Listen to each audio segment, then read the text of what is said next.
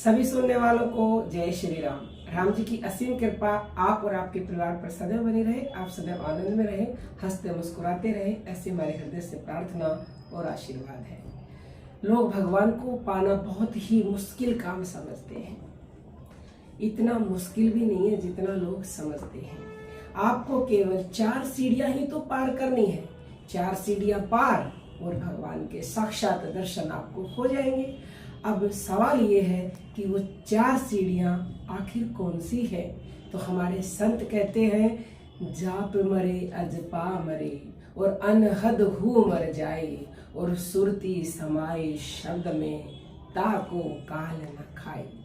तो ये 4 सीढ़ियां यही तो है, जाप, अजपा और अनहद और उसके बाद शब्द।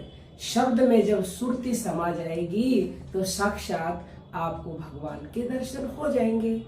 अब आप कहेंगे कि ये मरेंगे कैसे। मरने का मतलब है छूटना।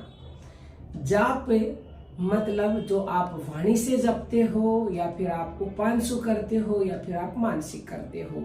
इसके ऊपर अभी डिटेल से नहीं बताएंगे, चैनल पर वीडियो है, उनको आप देख लेना। तो जब आपका जाप छूट जाएगा यानी आपका करते करते मन भर जाएगा तो आप अजपा पर आते हो। अजपा यानी कि प्राण जप, सांसों का ध्यान। कुछ महीने या कुछ साल निरंतर अभ्यास करने के बाद अजपा भी लय हो जाता है यानी छूट जाता है, आपका करने का मन नहीं करेगा। उसके बाद अनहद प्रकट होता है यानी कि परमात्मा की जो आवाजें हमारे अंदर बज रही हैं वो हमें श्रवण इंद्री से सुनने लगता है। वो भी 10 तरह की आवाजें होती हैं, एक के बाद दूसरी, दूसरी के बाद तीसरी, ऐसे ही साधक आगे बढ़ता रहता है। और 10वीं के पार जब चला जाता है, जो शब्द तक पहुंच जाते हो आप, फिर शब्द प्रकट होता है। और शब्द के साथ जब आपकी सुरती टिक जाती है तो एक पल की भी देरी नहीं लगती, भगवान तत्काल प्रकट हो जाते हैं।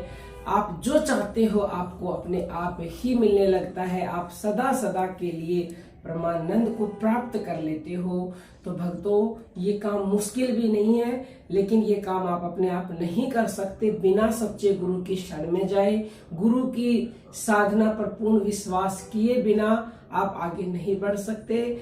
तो आपके यदि गुरु हैं तो आप उनके मार्गदर्शन में रहिए यानी कि गुरुमुख रहिए, क्योंकि यदि आप मनमुख रहेंगे तो कभी भी आगे नहीं बढ़ पाएंगे। क्योंकि अभी आपका जो मन है वो मायाकृत है और मायाकृत मन कभी भी आपको आगे नहीं बढ़ा सकता, वो आपको पतन की तरफ ही लेकर जाएगा। तो बस 4 सीढ़ियां पार कीजिए और भगवान के दर्शन कर लीजिए। जय जय श्री राम।